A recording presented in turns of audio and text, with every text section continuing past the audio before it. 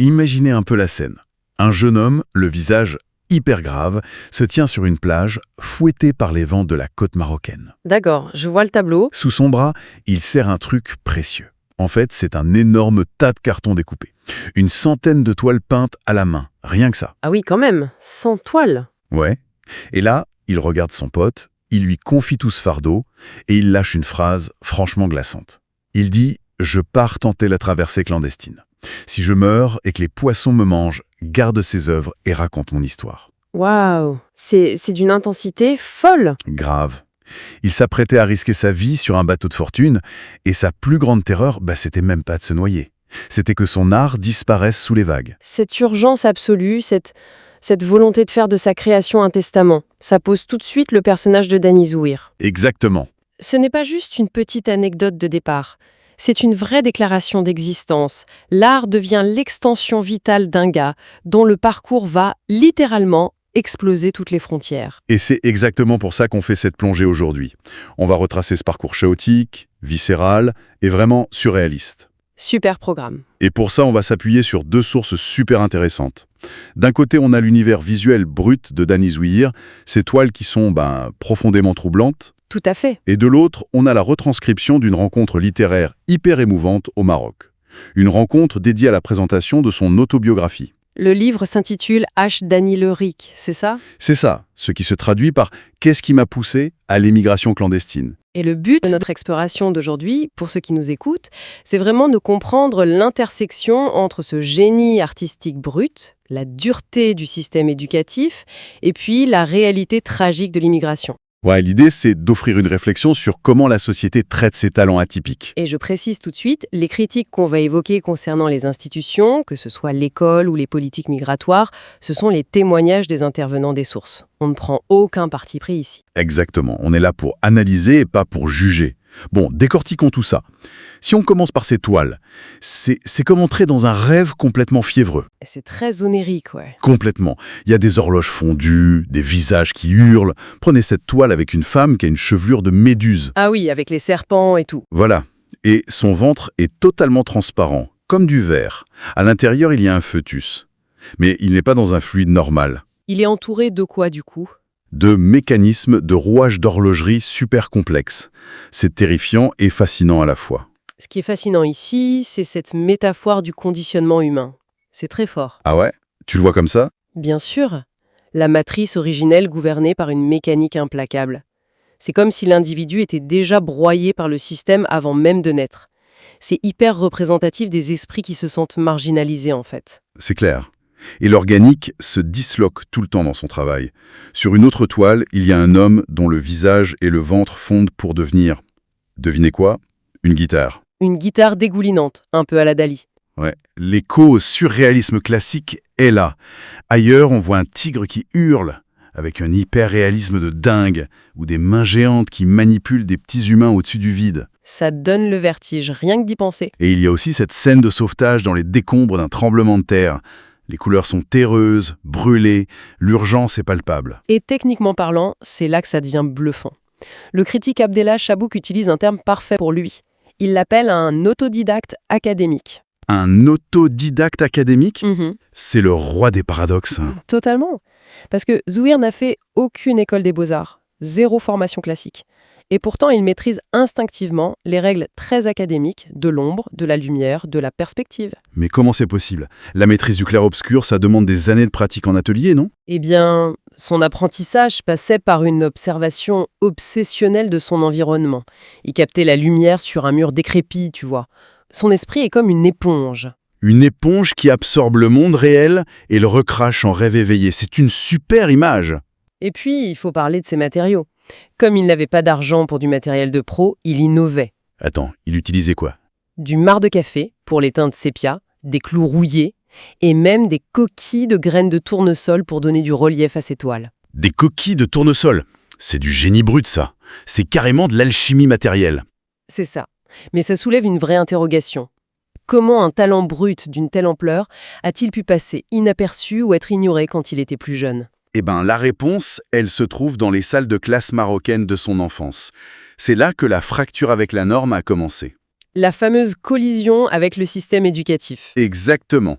Lors de la présentation de son livre, le journaliste Amin Nadifi a raconté une anecdote qui résume tout. On est en plein examen de mathématiques. Le truc bien stressant avec le silence de mort dans la classe. Voilà. Et le jeune Danny, au lieu de résoudre ses équations sur sa copie quadrillée, qu'est-ce qu'il fait? Il dessine des plein milieu d'une interro de maths. C'est génial, non? Face à l'angoisse de l'algèbre, il préfère créer une fresque de camélidés. Le choix de l'animal n'est pas anodin en plus. Et des airs intellectuels. Évidemment, la prof l'expulse direct et l'envoie chez le directeur.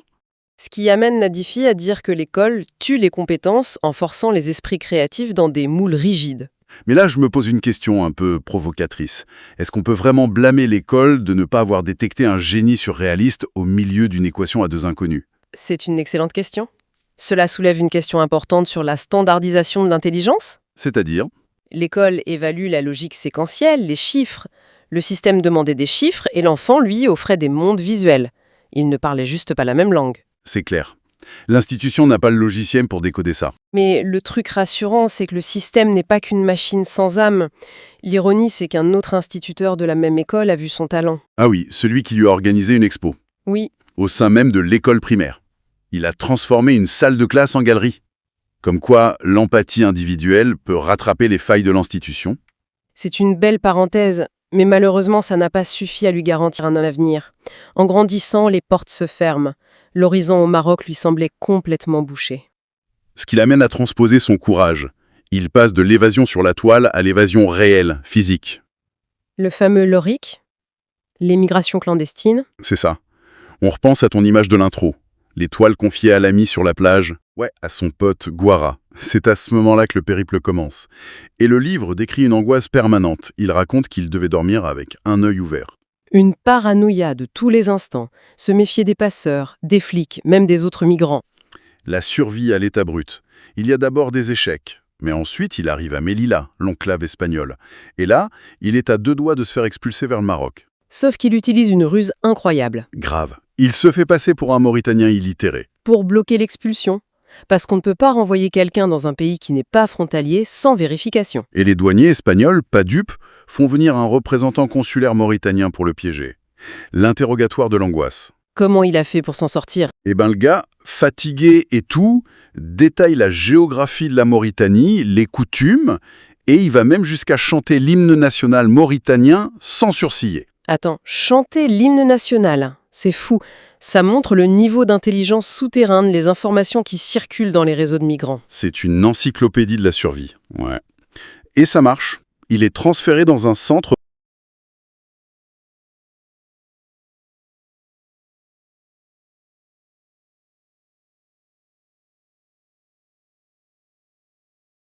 pour immigrés syriens en Espagne. Et c'est là que ça devient vraiment intéressant. Parce que son super pouvoir le rattrape, c'est ça. Totalement. Dans ce centre, rempli de barbelés et d'attentes interminables, les responsables remarquent ses dessins. Et c'est la bascule. La maîtrise artistique devient son véritable passeport. C'est clair, l'administration change de regard sur lui. Il passe d'un numéro de dossier, un problème migratoire, à un être humain producteur de valeur. Il décroche des permissions de sortie de plus en plus longues. On l'engage pour peindre des fresques dans le stade de foot, puis pour décorer les chars du carnaval. Et le summum de l'ironie, c'est quand on lui commande une sculpture. Ah oui, le buste en plâtre du maire de la ville. C'est ouf. Le migrant clandestin qui modèle le visage du maire local. Il y gagne même un surnom affectueux de la part des habitants. Il l'appelait Zouzou, non? Zouzou, ouais. Ça montre bien ce que tu disais tout à l'heure. La migration, c'est pas juste des statistiques à la télé. Non, c'est un réservoir immense de talents humains qui cherchent juste un endroit où s'enraciner. Sauf que pour Zouir, Melilla c'était sympa, mais son ambition le poussait beaucoup plus loin. Vers la capitale mondiale de l'art, Paris. Paris.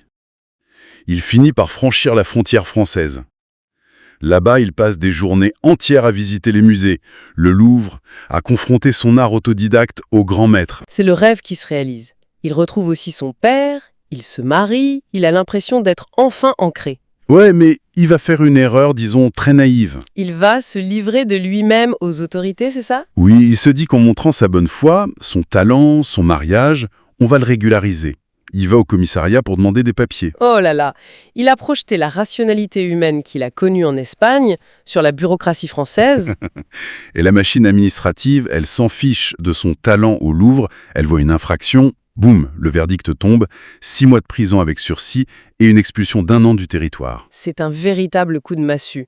Le système le broie instantanément. Mais c'est précisément de cette incarcération, de ce traumatisme, que va naître son autobiographie, le fameux manuscrit H. d'Anilri. Et la forme même de cet objet littéraire est fascinante.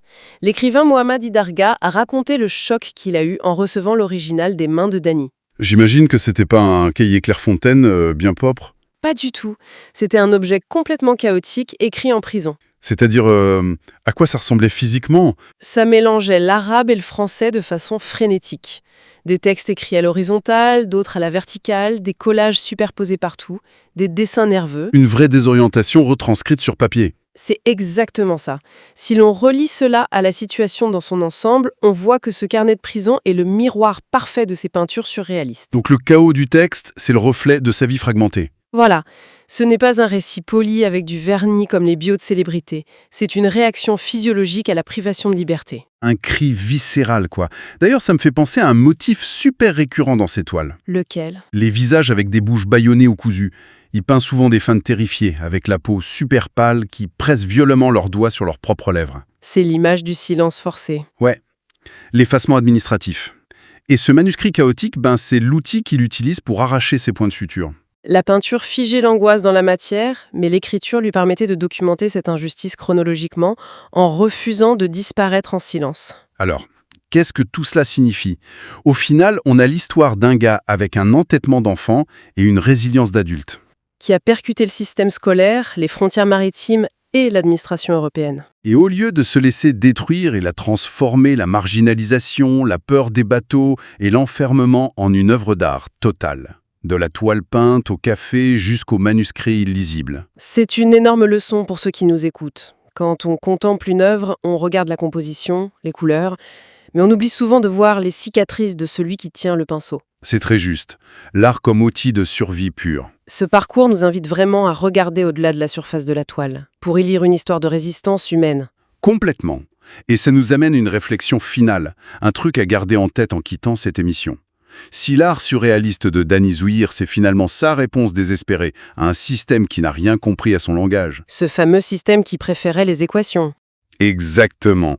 Combien d'autres gosses en train de dessiner des chameaux sur des copies de maths sommes-nous en train de raturer tous les jours au nom de la conformité, en exigeant toujours plus de logique et de silence? Combien de grands maîtres de demain est-ce qu'on est en train d'effacer sans même s'en rendre compte? C'est une question qui fait froid dans le dos. Ouais, une sacrée remise en question.